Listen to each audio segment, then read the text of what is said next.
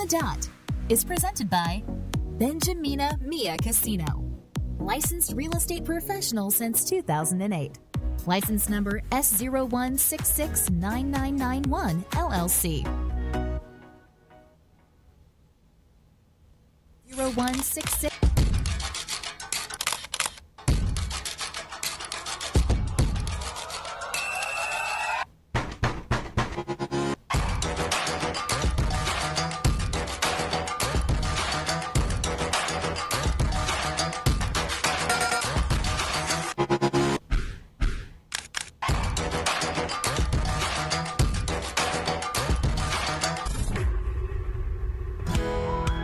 It's a lunch hour in Vegas, and we're on the dot with Dot and Mia here on PHLV Radio.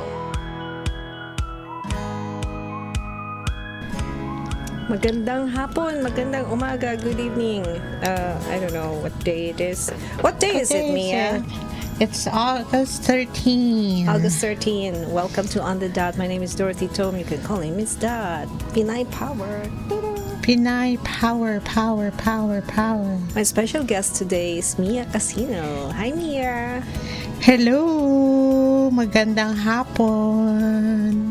Tagalog tayo ngayon kasi I will try buwan my ng best. wika. Ay, mga pala, Ilonggo ka nga pala. Ako, itinghuan ko, gid. Anong try sa Tagalog? Subukan. Susubukan kong mag-Tagalog. Yan, Tagalog. sige.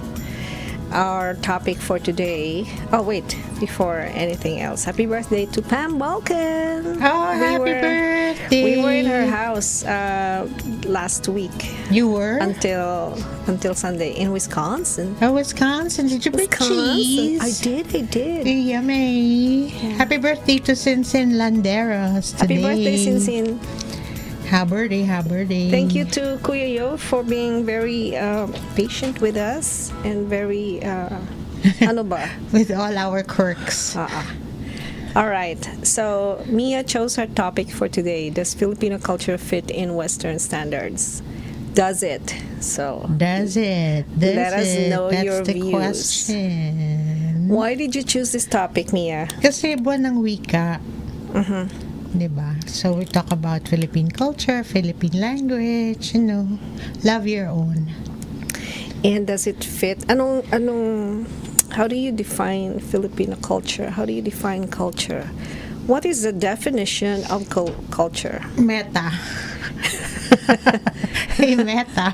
If you know If you know the definition, please let us know because I did not research on that. Eka, Pero napin natin. I Google.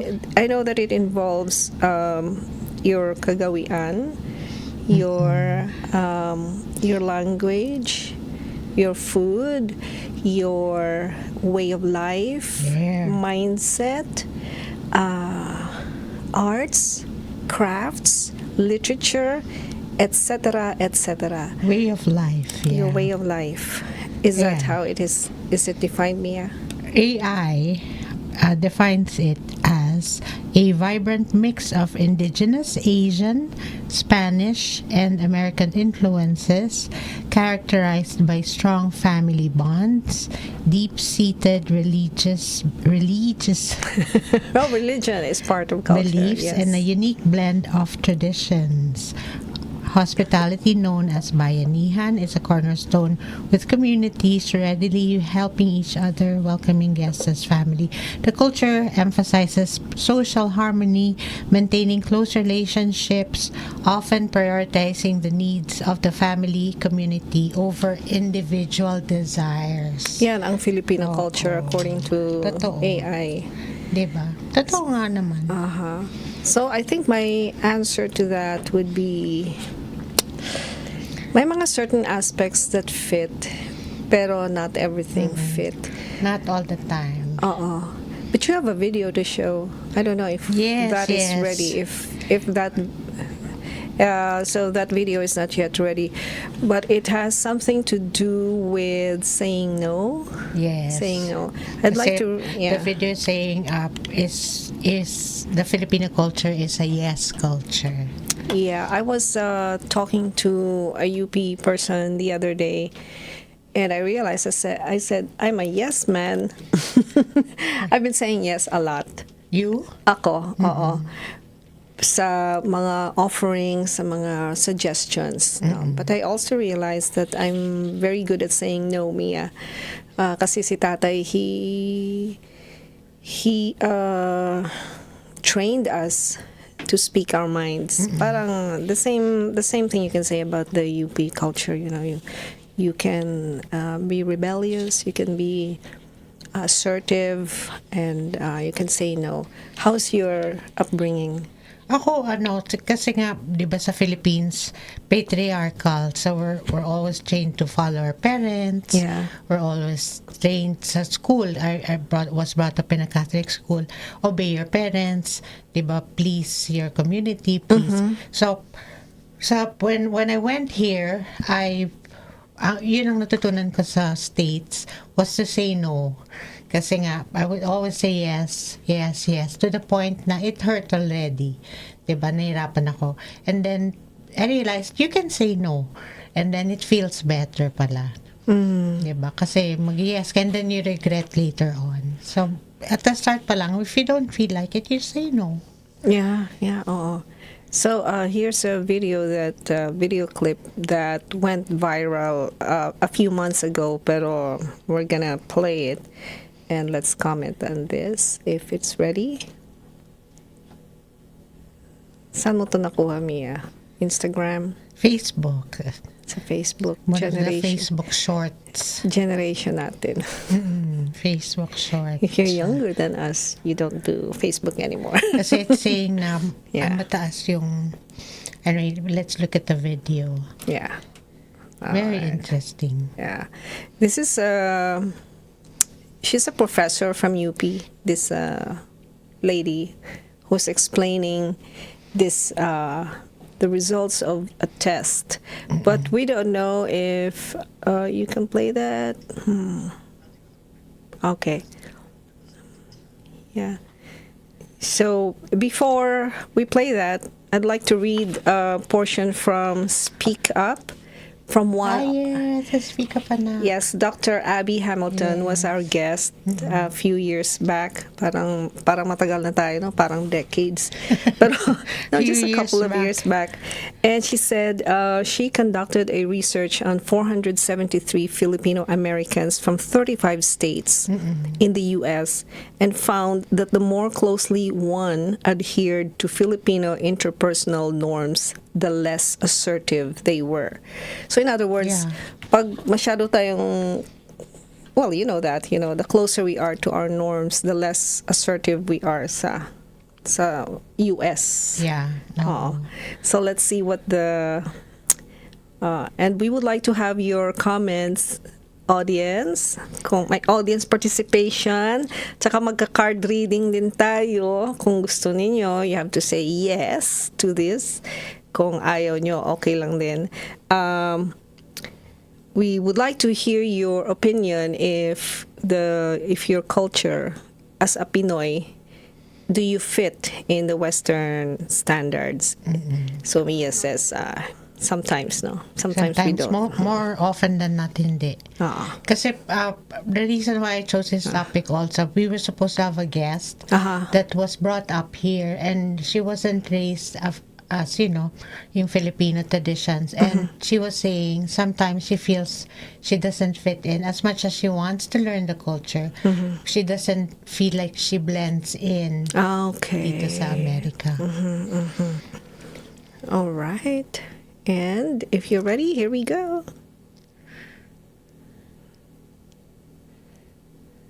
This is Filipino culture does not always fit Western standards and ideals. I'll give you an example. A group of students took these exams in order to make sure that they were clear of mental health issues. But when these Filipino students took the test, a high percentage of them are scoring very high on the psychotic schizophrenia scale. Very high. So what did we find? It turned out that the Filipino students would always answer the questions as true.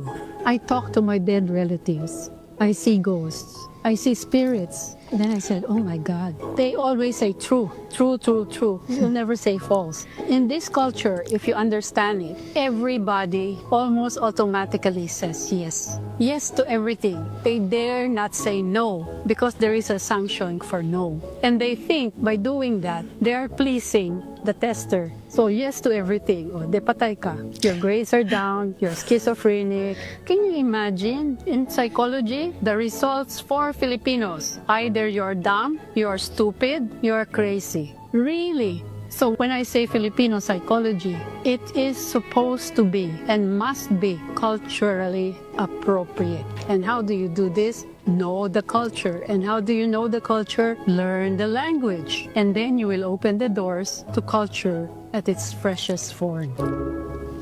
Love it. Yeah. Love it. Yeah. So learn the culture and develop your test instruments. Does that cover universities in America when they make tests for Filipinos and Asians, other Asians, Japanese, Thai, Koreans? I know sa elementary, 'di ba yung ESL, English as a second language, they test for that.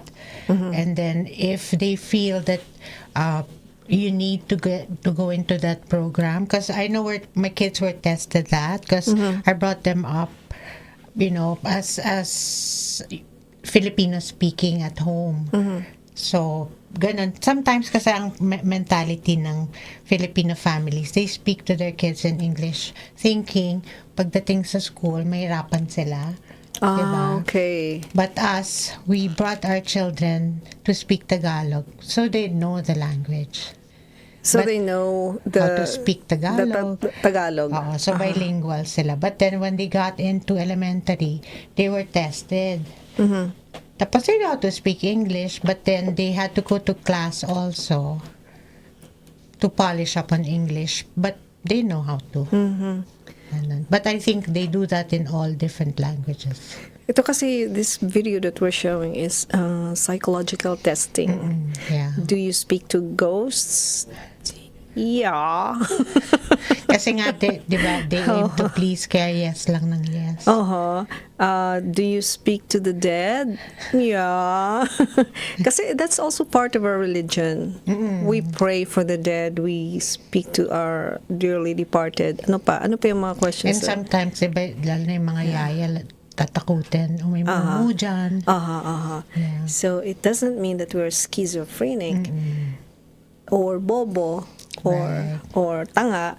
It's just that it's part of our upbringing. It's part of our daily life, diba? So interesting kasi yan, Mia, ang testing the Filipinos in America. That I'm not a teacher here, but I was a teacher sa Pilipinas. You really have to take into consideration ang environment ng test taker. And you have to frame the language in such a way as they understand the implications ng answers nila if they do that. Kasi you know how Koreans invaded the Philippines before until now, learning English. And we had to fashion our test instruments, the rubrics of our tests, so that they could get the essence. What is it that we're testing? Are we testing verbs or nouns or comprehension or writing or speaking, whatever? But we're not testing the content of the statement. For example, hindi pwedeng i-example sa mga Koreans ang Filipino na context kasi kararating lang nila. Right, So it has to be mga neutral na mga topics that we're testing for language. Pero this one, itong example natin, the Filipino culture, according also to Dr. Abby Hamilton, the closer we are to being Pinoys, the farther we are from being in the Kano culture. Yeah. So how do you merge them?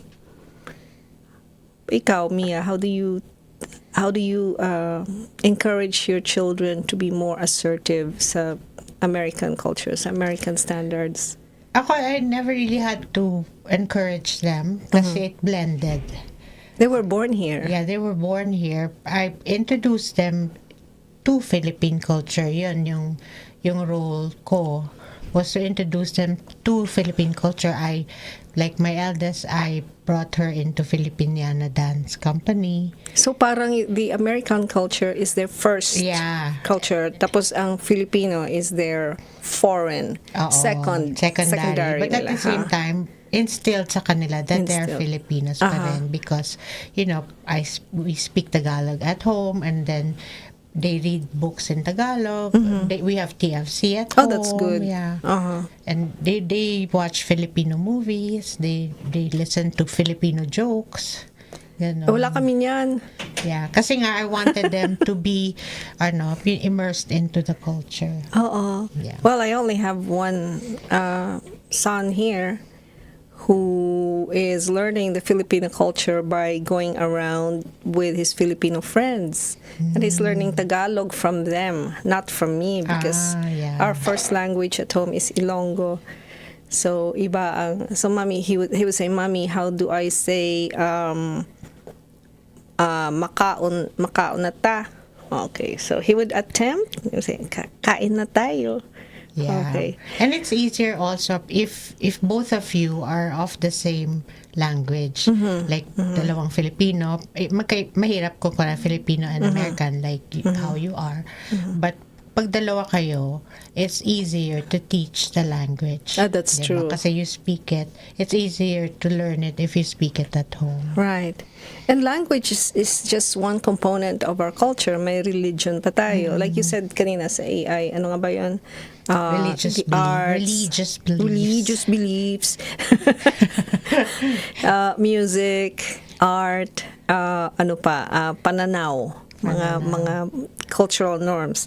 So I want to share if there is there any opinion on the web or on Facebook, wherever we are. If you have any opinion, please let us know because we would like to hear you.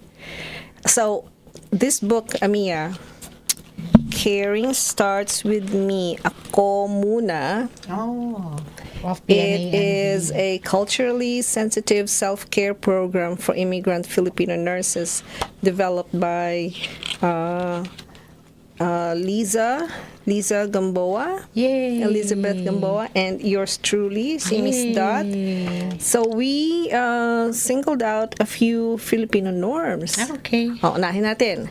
Amor propio. Ano nga ba yung amor propio? Ano yung amor propio? What is amor propio? It is self-esteem and also social acceptance. So, what's amor propio nga? Hanapin mo naman sa AI, amor propio. Yun nga, sabi ni Lisa is self-esteem or sense of self. Mga examples dun sa book nyo ni Liz. I don't need help. I don't have a problem. Oh, this is nothing. It's not a big deal. I don't need anyone's help. Yung parang kaya niya na. Do you do this? Kasi nga, meron kang pride. I can handle it on my own. Proprio. In a way, it is also in line with what we're saying na hindi tayo assertive. We don't say, I need help. Yeah. I have a problem. Yun palang amor propio. Yung parang binabaliwala mo ang challenges mo because of your pride. I can handle it on my own. On the healthy level, it may show up as self-respect, integrity, and pride. At the unhealthy level, ilagyan namin ang healthy and unhealthy. It may show up as rigidity, lack of humility, reluctance to admit mistakes. So how does that fit in sa Western standards? Western talaga, no? Hindi lang American. Does that show up for you, Mia? Amor propio? Yeah, kasi if you say, I don't need help, hindi ka talaga tutulungan. Diba? Diba? You said you don't need help, they won't help you.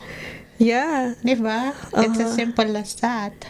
Sabi ni, there's an essay here. I'm not gonna read this essay. Eliseo Art Arambulo Silva. It is to misframe the question entirely. It presumes that Western paradigms are the default measure of value, coherence, and legitimacy, an assumption that has long distorted the Filipino psyche, beginning with the very architecture of our educational system. But, Mr. Eliseo, our question is related to our being here in America. Pero kung sa Pilipinas, edi syempre we should not frame the question kung nasa Pilipinas tayo. Correct. Yeah. But I'm gonna read that in a little bit. I like what you said na our educational system is framed sa American na standards. And that's true. That's where we got our educational standard. Filipino culture does not need to fit Western standards. It needs to be restored to its rightful place as a culture of revolutionaries, philosophers, artists, and sovereign thinkers. Love that. Yes, thank you. We must build an education system not modeled after assimilationist frameworks, but after the spirit of our own revolutionary legacy. Rizal did not seek to conform to empire. He challenged it with grace, wit, and precision. Diba? Maganda. Yes. Yes. Thank you for your view. Thank you for that. That's what we're after. I think if the video that we posted was based on test in the Philippines. I think kung so. sa Pilipinas I think yun, sa Philippines, hindi talaga dapat we should not frame it sa Western culture. Pero pag nandito tayo sa America. that is an issue. We are the ones. We are the immigrants. So we need to assimilate. Thank you very much, Eliseo, for your input. Napaka-talino ni Mr. Eliseo Art Arambulo Silva. Thank you for that. All right. So amor propio. The next one is the bahala na. Bahala na si Batman. Sige. Can you read it from your phone, Mia? Bahala na is Come What May. Kanta yan ni Superman. Yeah. Okay. So, ano mga examples of when something comes up and yung di masyadong favorable, you say, bahala na. Yeah. Diba? You let fate. Ano sabi dito? Whatever will be. It's okay if this is meant to be. Maybe it is fate. The fatalism. I just have to deal with it. This one is sad. Just suck it up. This is better than my previous situation. Yung bahala na. Yes. So on the healthy level, it may show up as surrender. Yeah, okay, bahala na. Si Batman. Bahala na si Batman. Trust in the unknown, risk-taking, faith in higher power or God. God's will. God's will. At the unhealthy level, it may show up as lack of accountability, fatalism, and recklessness. How does it show up sa Amerika? Parang wala silang ganun, no? Wala silang bahala na. I hear that a lot, but then it's God's will. It's meant to be MTV. Diba? May kanta dyan, letter B, letter B, letter B. Letter B, MTV, MTV. Letter B, let it be. I haven't been in a workplace here sa America. So, do you have American clients? Oh, yes. So, and does that show up sa kanila ang bahala na? Not as often. Really. Usually, dapat kailangan may timeline, kailangan merong, no. Pero if you applied that wording, kesera-sera to them, how does that fit? I think yun nga, if it's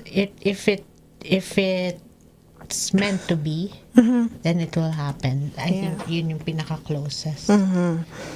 Yeah. Alrighty. The next one is, I like this. Bayanihan. Bayanihan. We are heroes for each other. Sample nga, Mia. I-read mo nga yung mga statements dyan. I need to help others. I have been given an assignment, so I have to make sure things are done. I can't fail anyone. Things will be better when we accomplish the task. I made a commitment. I think yung bayanihan refers to also yung dati, yung binubuhat nila yung bahay. Diba? That's true. And I think this is very good for us if we apply this American culture. Maganda to. Yeah. I think I've heard Americans giving feedback na ang galing mag-teamwork ng mga Pinoy, especially sa nurses, no? Yes. At a healthy level, this may show up as cooperation, teamwork, and supportiveness. At the unhealthy level, may show up as groupthink, bandwagon effect, blind following. Yung, I'm gonna help kahit hindi niya alam kung ano yun. Even if it's Or against the negative, principle. True. And this is where the earlier text on assertiveness would be applicable if you don't like what you're being asked to do. Learn to say no. No, hindi lang basta-basta bayanihan kasi it's a teamwork. Or you're going against a certain movement or person, and then you're being asked to join, and you really don't want to. Right. Walang pilitan. Ang may gana lang. Next is the colonial mentality. Yan, malakas yan. Malakas tayo dyan. On. Yes.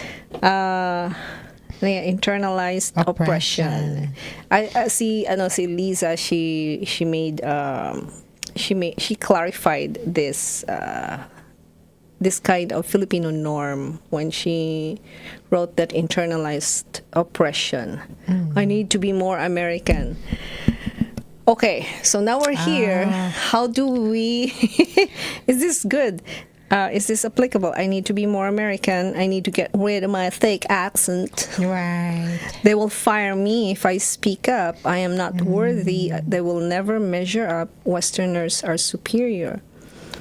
So we hear a lot of Filipinos with very American accent. Thick accents, Pero yung Filipinos, malakas din ang Filipino accent. So ano yun? How does that... Ikaw, how do you speak English sa mga kano? I speak like normal English, but sometimes the way we were taught English kasi under, diba, British. So iba yung accent on the second syllable.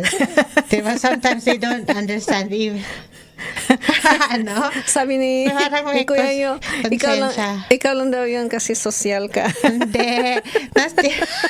Si Kuya. Okay, makinig doon. Sabi ng isang listener natin, ikaw lang daw yun, Mia, kasi sosyal ka daw. Hindi naman. Hindi naman, I'm not social, I'm kanyo. Hindi, diba? Sometimes, iba yung accent natin sa ibang syllable nga. So, hindi na nila maintindihan. Like, when I was new here, I was looking for cotton. Tapos sabi ko, where's the cotton? Tanong sa akin yung cashier, what? The cotton? Cotton? Cotton? Yung pala, they say it cotton. Cotton. Yeah, cotton pala. So, hindi ko na alam paano i-explain yung cotton. Di ba sa Philippines yung bulak? Pinupul. Yeah. So, explain ko, but cotton like that. Scissors. Scissors. Meron pang may mga medical words pa si Lisa that she shared with us sa when it comes to accent and pronunciation and where is the emphasis, So that's when we were back sa Pilipinas, yung colonial mentality showed up as mas maganda yung mga made in the USA. Right, American music is better. Fashion, books, art, and all that. When we thought that the Western stuff was way better than our stuff, so we imbibed that. Pero ngayon, nandito na tayo. Tapos nakinig pa tayo nawala na yun. Yeah, nakinig pa tayo sa Apo Hiking. American junk. Get it out of my system. Baliktad. You tend to appreciate what you don't have, I think. But you know what changed when I went here in the US? So the very few years that I was here, you hear them, you get intimidated. Sometimes you get intimidated to speak English too, thinking, your English is not good enough. So when I went into the corporate world here sa US, sa LA, so yung mga bosses ko were speaking very fast English, ganyan. Tapos natatakot pa ako mag-English. But then when they wrote, and it wasn't in the correct spelling. Sabi ko, ay, kaya ko yan. Kaya mo yan. Kaya mo yan. So, doon nag-build yung confidence ko. Ay, hindi. Kaya ko kayo. We may not be very good speakers when it comes to accent and pronunciation, but because our English is book English, sabi ng mga teachers ko doon sa UP, your English is very book English, bookish But English. That's the correct Textbook. English. Textbook English. It's not, we were not born into it. Right. And that's what I realized too. They speak fluent English and very fast English because that's their first language. Exactly. And then I realized, you just have to be comfortable with how you speak. And they understand kung second language mo yun, kahit broken English yun. They try to understand too. At saka sa atin, now that we're here, we don't need to really try so hard to be Mas mahirap kasi hindi yan. kasi yung ilong natin is not structured to be really and our nasal. tongues. Okay, but kasi the Kanos, they really have very thin noses ang bridge nila, so they tend to sound more nasal. You observe yung mga yung mga born here and their noses are pinched like that. They're thin, di ba? So they tend to be more nasal. Tayo, malaki ang butas. Mas nakakahinga tayo. Hindi naman tayo pwedeng maging nasal kasi, wala namang ganyan eh. Pero the idea that, at the unhealthy level, itong colonial mentality may show up as inferiority complex. Yeah. Low Especially yung mga self-esteem. bagong dating, di ba? Yeah. Asian hate, racism, and national shame. Yan, masakit yan. Yeah. That's sad, and also the color of our skin, So, where do we fit in? It's a good thing we're fitting in when it comes to skin color nowadays because there's an awareness against Asian hate. People tend to be more open, at least in my circle. They tend to be more open sa existence ng mga brown-skinned human beings. Brown skin. At the healthy level, ano siya, Mia, ang colonial mentality? On the healthy level, may show healthy level ba? May show up as respect for adopted homeland, openness to new culture, regionalism, congregating according to provincial roots. Provincial roots, yeah. Provincial pala. Yeah, Roots. So healthy siya if we gather together, tapos we celebrate our identity. Yung mga Ilocano Association, Ilonggo Association, Cavite Association. Kahit, even sa Philippines then there's also, you joke about it kahit sa regions, diba? Ay, Bisaya, ay, ganito yung accent nan. Which shouldn't be. Diba? Yeah, okay lang. Yeah. I think the more open the world is, especially with travel and internet and access to information, the wider we see that we are diverse and it's okay. Diversity. Yeah. Wala ba tayong comments dyan? And what time is it? Is it time for a break?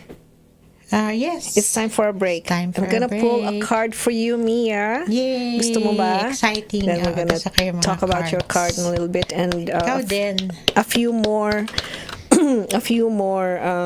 Filipino norms. Culture. Norms and religious beliefs. Sige, let's take a break. Stay with us.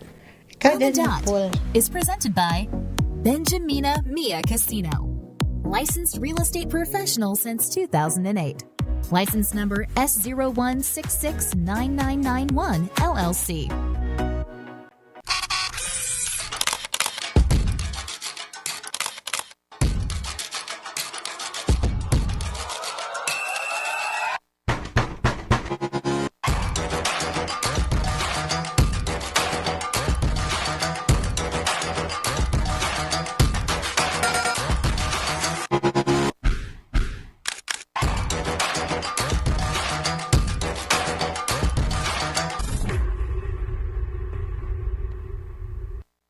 the Dot is presented by Benjamina Mia Casino. Licensed real estate professional since 2008. License number S01669991 LLC.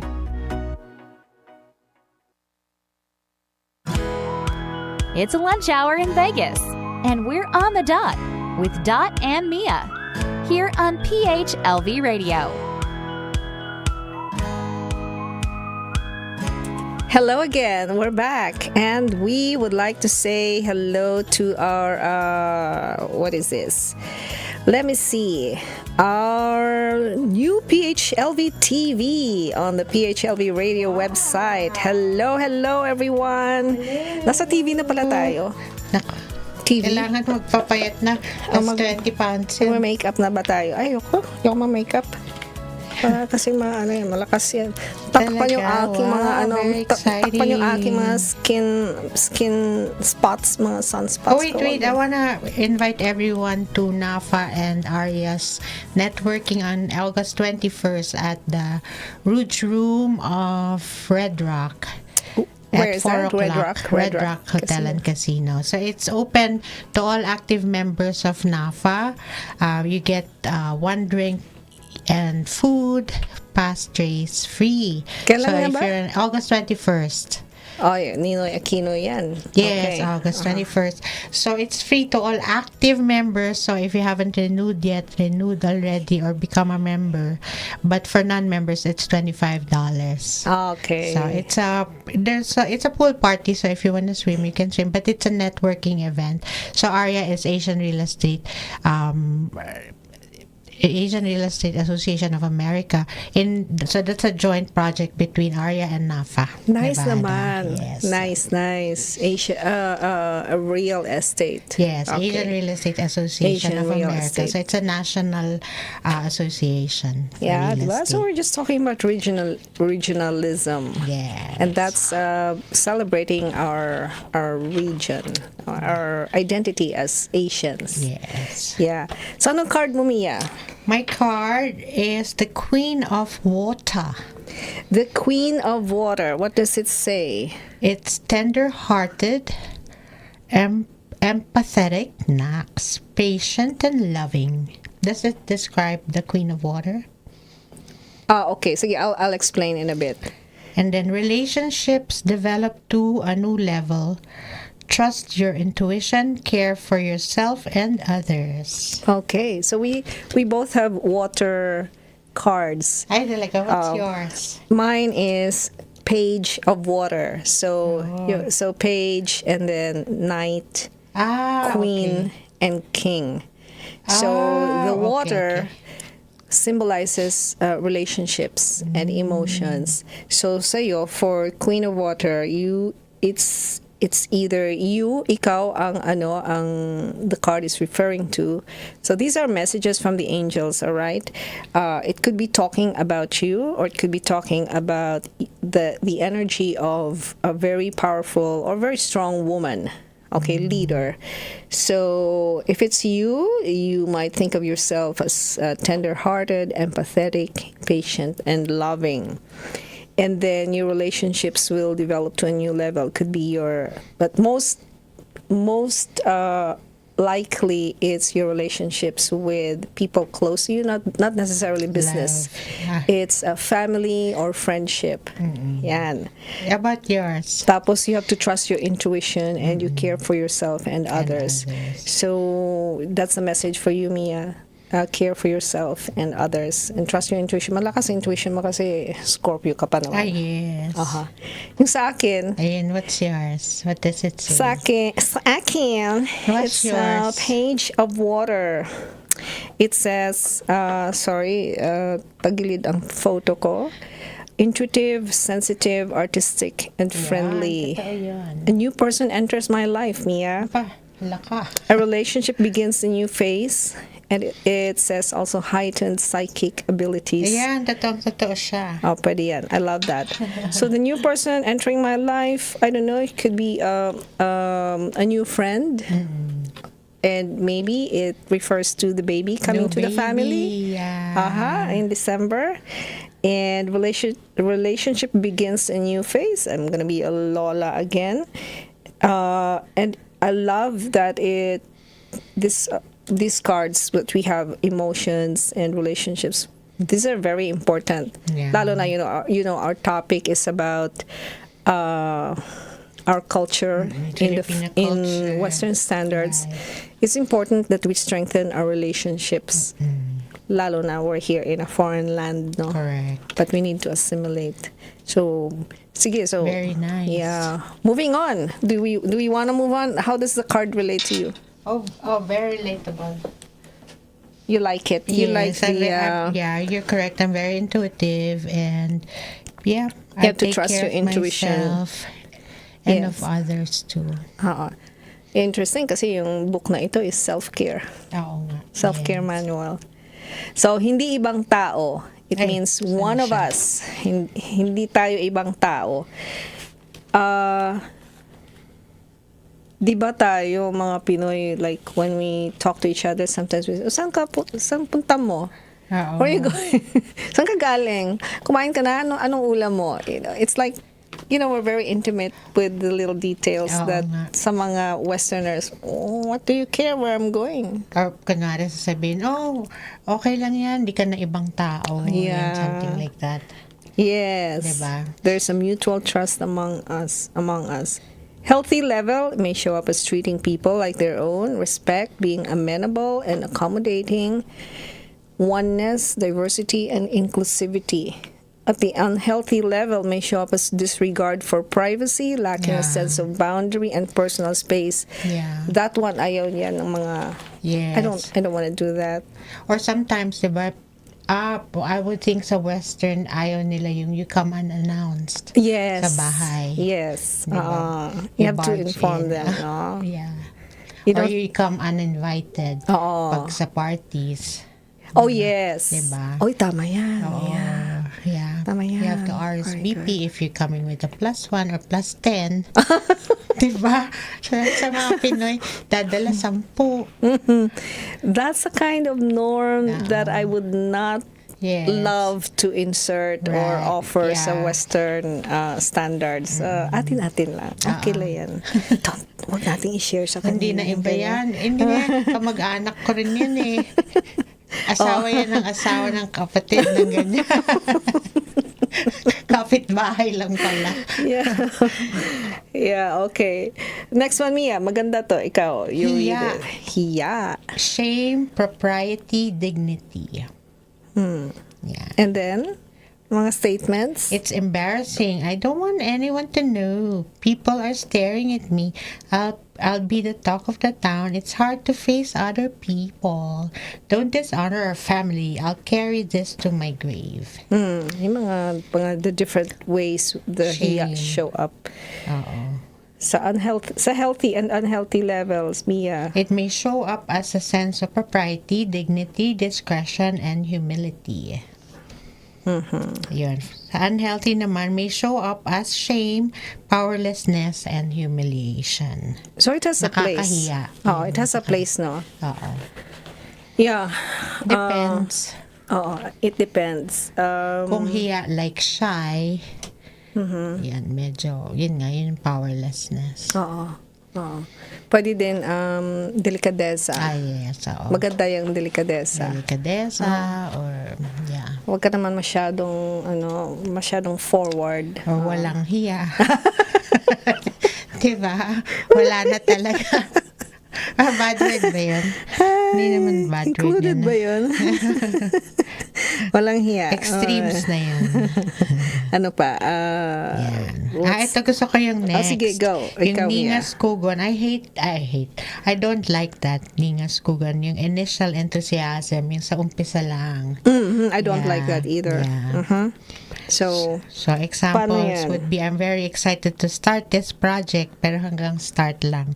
My New Year's resolution this year is, just give me time, I can finish this project in a heartbeat. I need to take a little break from this. Don't worry, it will get done soon. I will do it later. Let's not hurry. There's still time. yeah. I really don't like the Ningas Kugon. Me too. I don't like that. Another spelling for that is Kogon. Pwedeng baliktarin. C-O-G-O-N. Kogon. Kogon. It's a grass. It's a tall grass. Kogon. Initial. Ano yung healthy level ng Ningas Kogon niya? So it may show up as enthusiasm and initiative, encouragement, honoring boundaries and limitations to mitigate stresses and pressure. Oh, you know what? There are times when we need to just abandon something if we started it na hindi maganda, so let's take accountability and wag na lang, let's abandon it. Hindi ito, this is not gonna working out. Para hindi tayo kasi you can pair it with hiya. Some people don't finish because some people pursue it kahit hindi siya maganda dahil nahiya. Oo nga. Pero okay naman to say no. Naumpisahan na. Sa healthy level naman. Unhealthy level. Unhealthy. May show up as involvement in too many things, volunteering to spearhead but not delivering to completion, fleeting enthusiasm, lack of perseverance or sustained interest, or procrastination. Yeah. I don't like that. You finish what you start. Right. And at some point, you need to assess kung are we doing the right thing? Shall we move on or not? Importante siya sa organization. Pero sa Amerika, hindi pwede. Yeah. Diba? I don't think you don't just abandon. No? Mahirap. No. I don't think that would work out. Nakakahiya din. Ito maganda to. Pakikipagkapwa or togetherness and community and pakikisama or fellowship. I need to belong. There's no need to ruffle anyone's feathers. I can't be alienated. I need to be a team player. I guess I have to take one for the team. Healthy level of pakikisama at pakikipagkapwa, togetherness, community, fellowship, companionship. Unhealthy is the inability to set boundaries or to say no, an inauthentic yes, a false sense of obligation. A false sense of obligation. Dangerous ito if peer pressure. Halimbawa, our young Filipino mga peers nila. If they are invited to take drugs, for example, or drinking sprees or whatever, kung malakas ang pakikisama ng Pilipinos, I think it's across the board also in all cultures then, diba, ang peer pressure, not just Filipinos. So we have to be mindful of what we want to say yes to or no to. Yes. Ito last, utang na loob. Ay, patay. Kung, according to my American husband, he would read this, utang na loob. Utang na loob. That's double O. Ikaw, Miel, can you read that? It's indebtedness or debt of gratitude. I owe him or her a favor. It's hard to repay their kindness. I will forever be indebted to him or her. I am forever grateful and will do anything for this person. Yun. And the healthy level? The healthy level, it may show up as gratefulness, being appreciative of assistance received. On the unhealthy level, may show up as disempowerment, resentment, or lifelong indebtedness. Grabe, lifelong talaga. Lifelong, diba? Ang question kasi, hanggang kailan yung utang na loob na yan? That's when it becomes bad. 1962 pa yung favor, binigyan ka ng 100 pesos hanggang ngayon, utang na loob pa rin. Anything the other person asks you to do, you have to do kasi nga binigyan ka niya ng 100 pesos noong 1962. That's too long. Lifelong na yan. Move on. Pangit out. That's the unhealthy part. Maganda yung yung gratitude. I'm forever grateful sa nag-sponsor sa akin. Sino nag-sponsor sa iyo, Mia? Papunta sa Amerika? Si Timo. Okay. May utang na loob ka kay Timo. Utang na loob. Kailan binabayaran ang utang na loob? I don't think you could ever repay that. Diba? But you just be grateful. You just say thank you, and I don't think pagka you're grateful, and when I think if you do something good, you don't need to be repaid. And I don't like expect that. to be repaid. Oh, I love Diba? that. Yes. Ganun lang yan. Yes. Return the favor, be grateful, and then I don't know. I mean, Don't if you're doing anything, you're the one extending the favor. And other than that, sa mga cultural norms natin, we have religious practices that may influence attitudes, practices, or decision making, like our religious holidays and rituals, attending mass service. Kasi the Filipino is, majority Religious, is Catholics, Catholic. yeah. Healthy level, show up as hope, compassion, faith, positivism during adversities or challenges. At the unhealthy level, may show up as rigidity over practices, religiosity, being judgmental of people not sharing the same beliefs, bigotry, and arrogance. O wag tayo maging ganyan. So I would say na pag maganda ang level, pag healthy ang Filipino norm, okay. Oo. Dali natin, i-share natin sa Americans. Pag hindi healthy, wag na.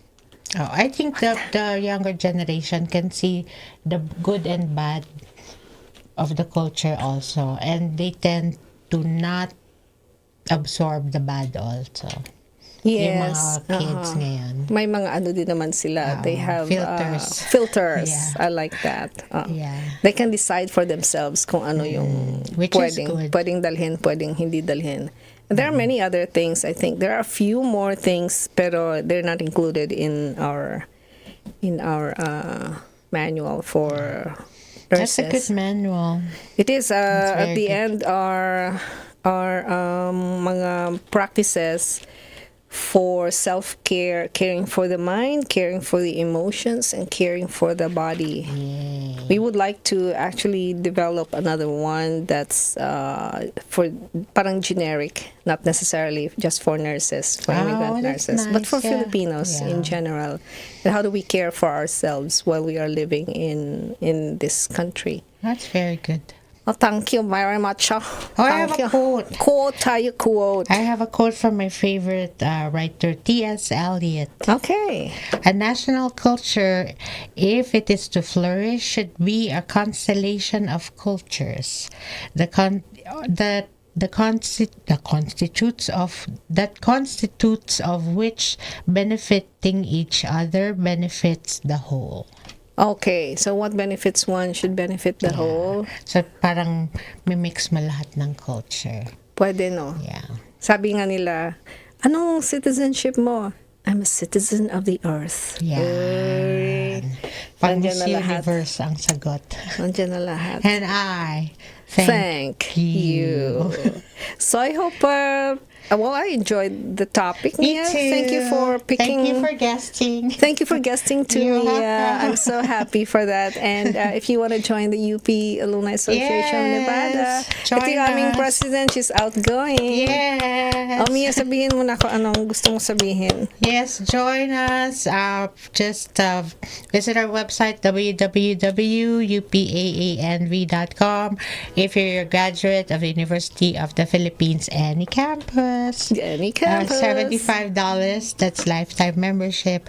Or give me a call, 702-281-9063.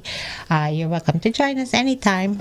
Oh, mag-election na kami next. Yes, next mag-election na month. Yes. soon. Don't be rude, be kind. Oh, All right. Sabi my ni T-shirt Mia, shirt. don't be rude. Kasi she'll be ruder. Yes. All right. Thank See you, you next everyone. week. Bye.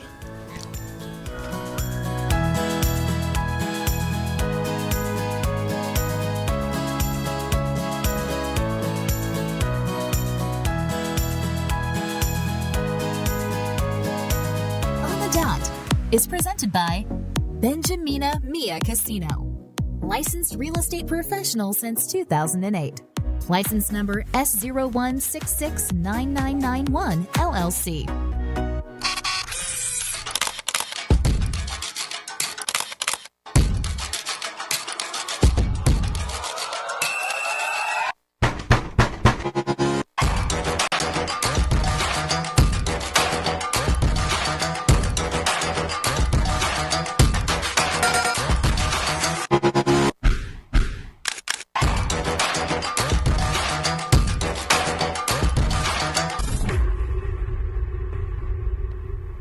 On the Dot is presented by Benjamina Mia Casino, licensed real estate professional since 2008. License number S01669991 LLC.